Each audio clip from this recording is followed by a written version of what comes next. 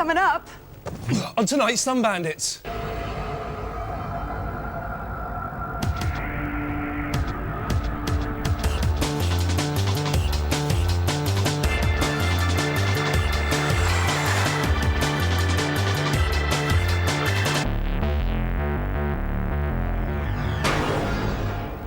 Hello and welcome to Thumb Bandits. The show is so hot that if you stuck a handle on it, it'd be called a poker. Hey, Ian, what do we got for the folks on tonight's show? Well, Alex, have a look at this lot. On the TV channel this week, we review the game every Xbox fan would sell their knackers for, Jet Set Radio Future.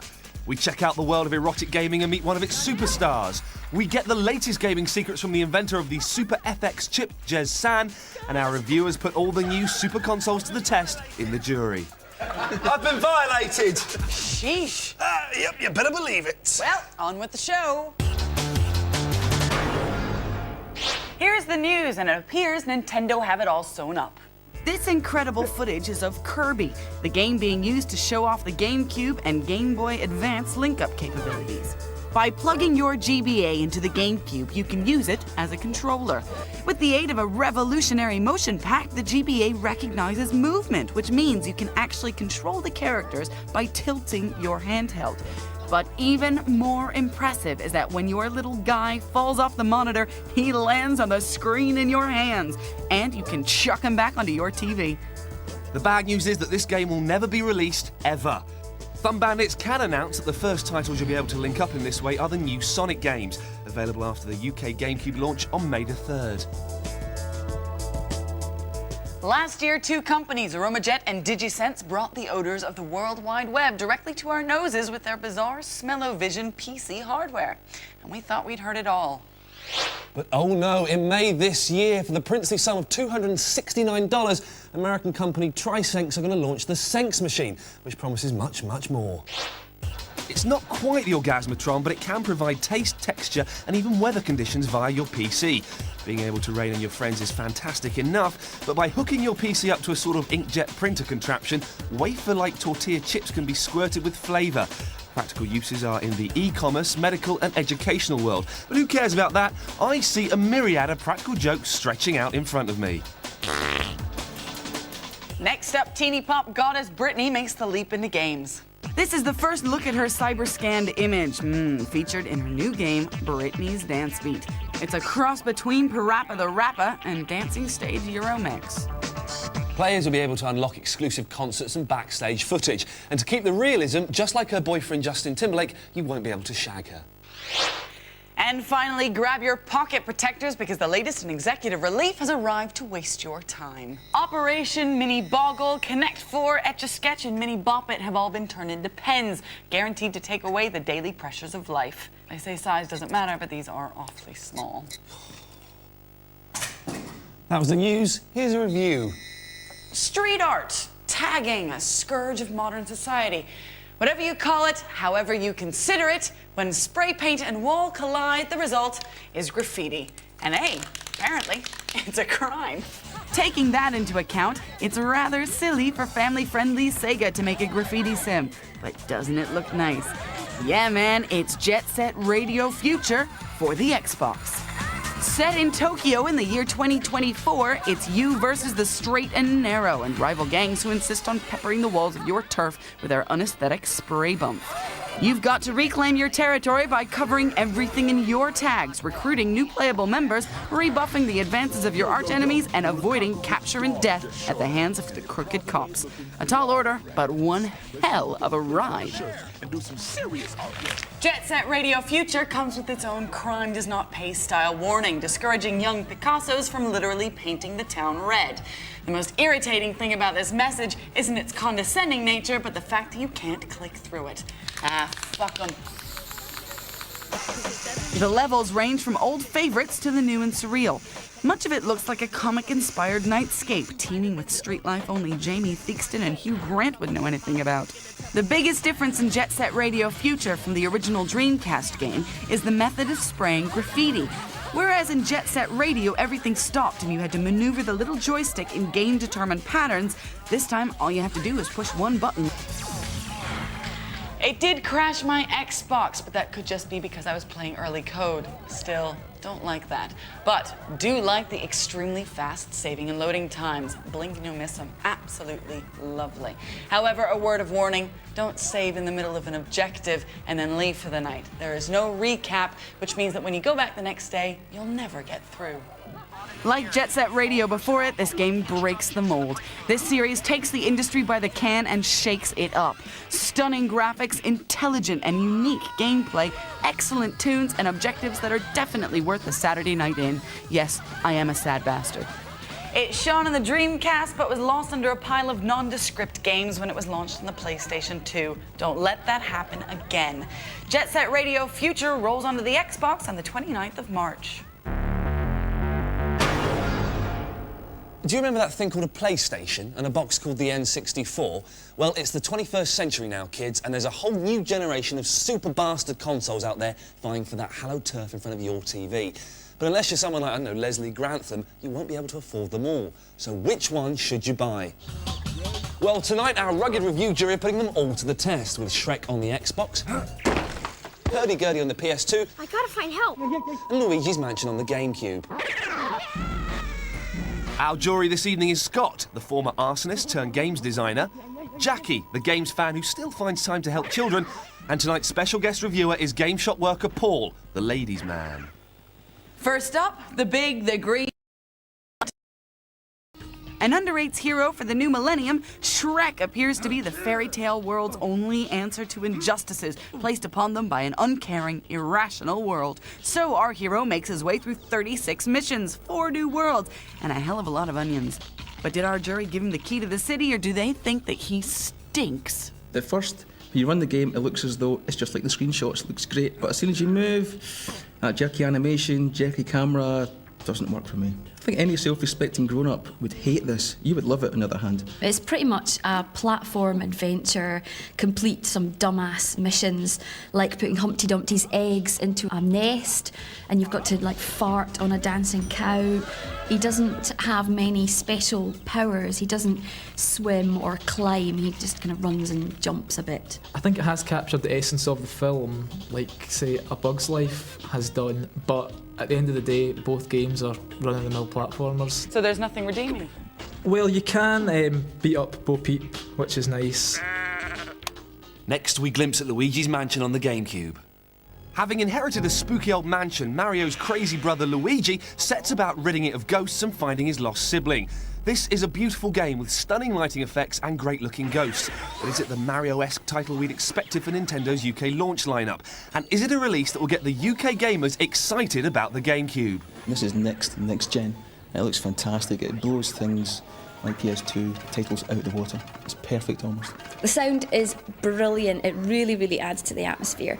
You've got Luigi whistling, and it kind of adds to the tension, and he screams when he gets a fright as well. And the sound, like the background music as well, really, really adds to the tension. Once you've got the hang of your flashlight and stunning the ghosts so you can suck them into your Hoover, it becomes pretty intuitive. This is definitely one for your Nintendo fans. They've got the new console and they really want to show it off. It is a beautiful game, but beyond the surface, not much. So wait till the price comes down. You are a good boy. Thank you for playing it this week. And just when you thought games designers couldn't come up with any new ideas, up pops a little Bo Peep sim. A combination of platform and adventure, the name of the game is Hurdy-Gurdy.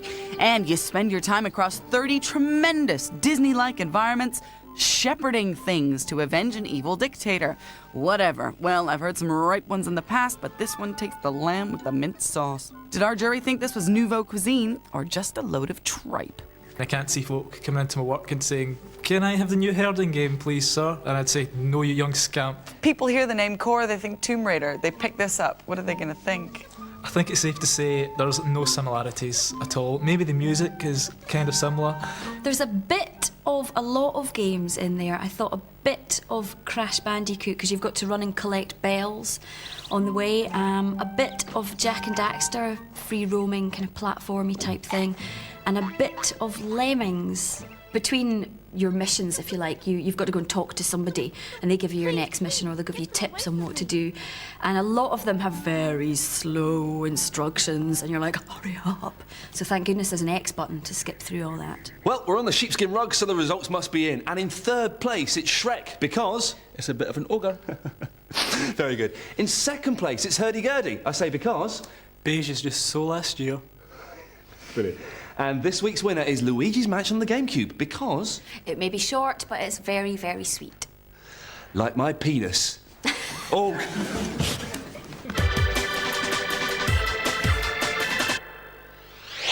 That's all for part 1, but now's your chance to win a copy of FIFA 2002 and a PlayStation 2. As usual, just call 0900 10 240 and answer one really easy question. Lines are open for 24 hours and calls cost 60 pence a minute. Also, log on to our website at www.channel4.com/thumbandits, where you can check out some more info and join in on the gaming navel-gazing. Make sure and hurry back, because we've still got a whole half to go. Yep, amongst other things, we'll be taking a walk on the sexy side as we look at the world of erotic gaming. And we'll be speaking with one of the leading games designers in the world to find out his latest secrets. Now, technically, you can't actually have a whole half. Smart arse.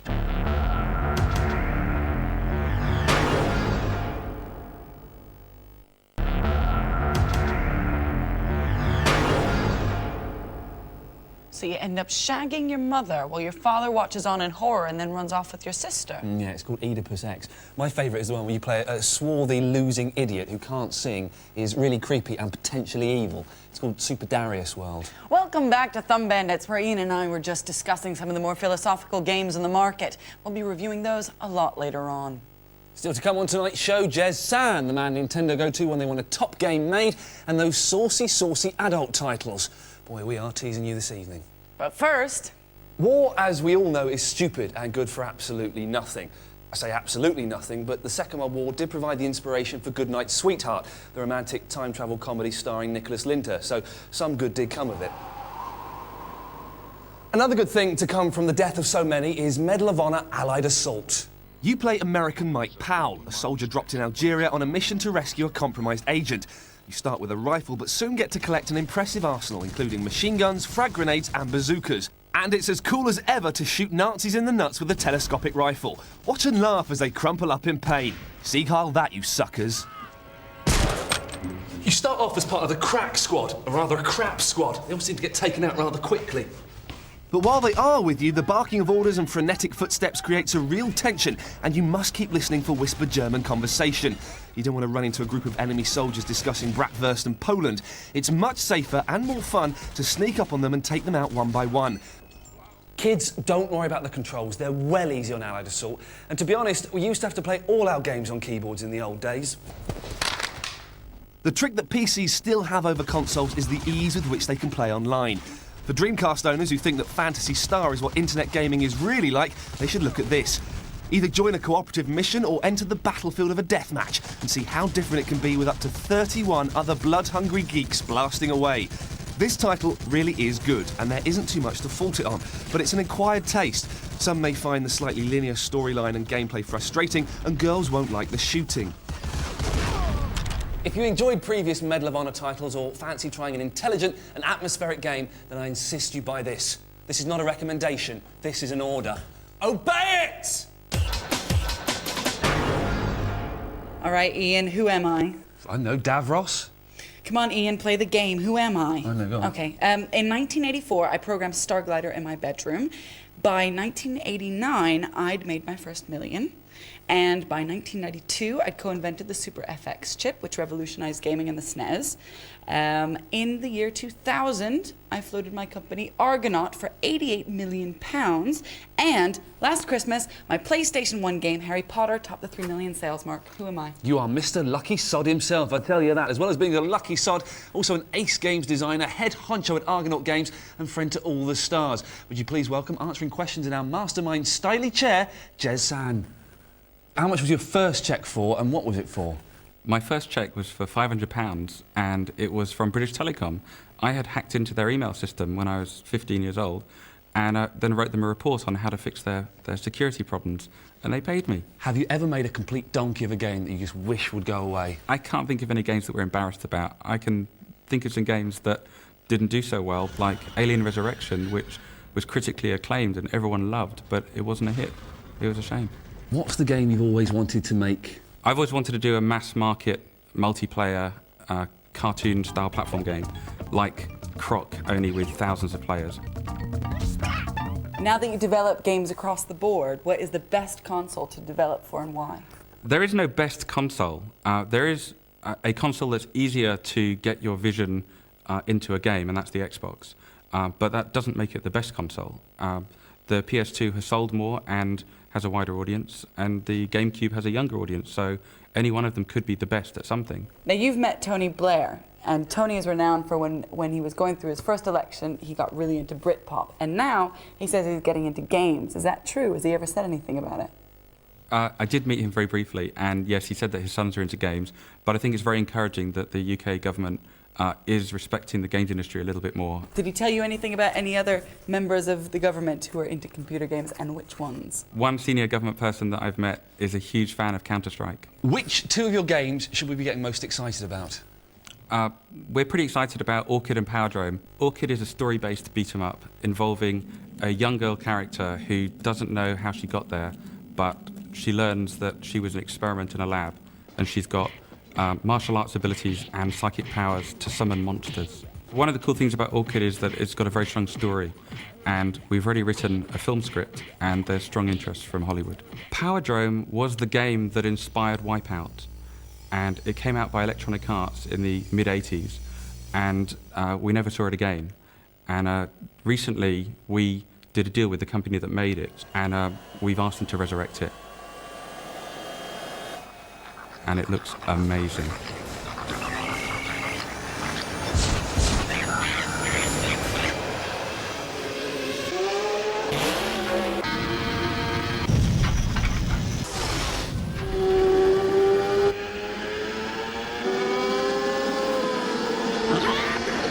Where are games going to go from here? Eventually, they'll approach what we can do in movies and television. The reason why virtual reality didn't succeed is that people don't want to wear a helmet. But one day the technology will be available to directly inject the image into the retina through a laser or something like that. But this is pie in the sky stuff.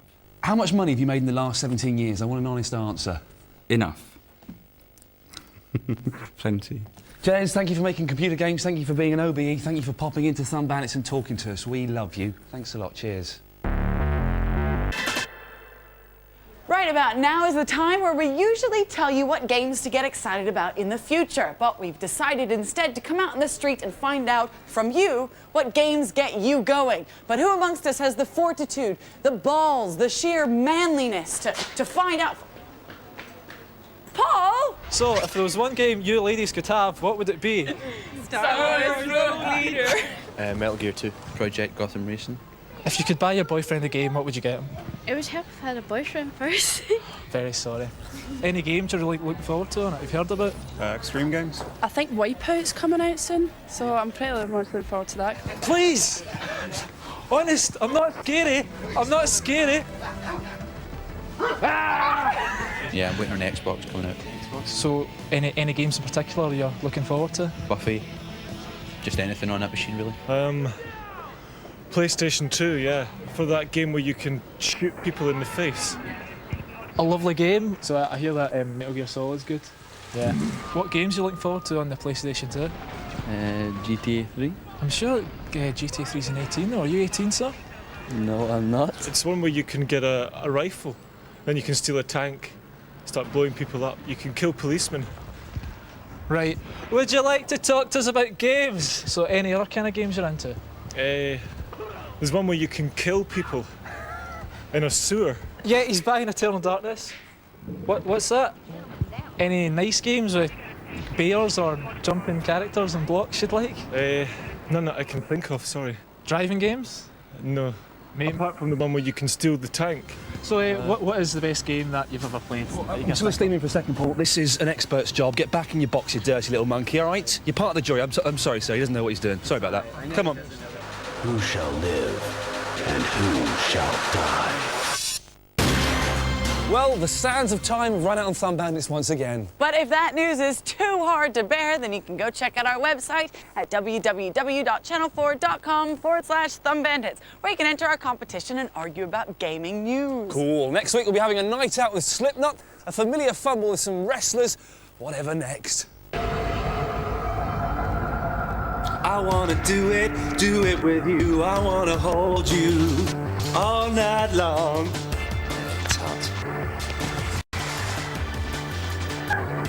What did you do for £10? One take wonder. Put it in the fucking outtakes. I'm not.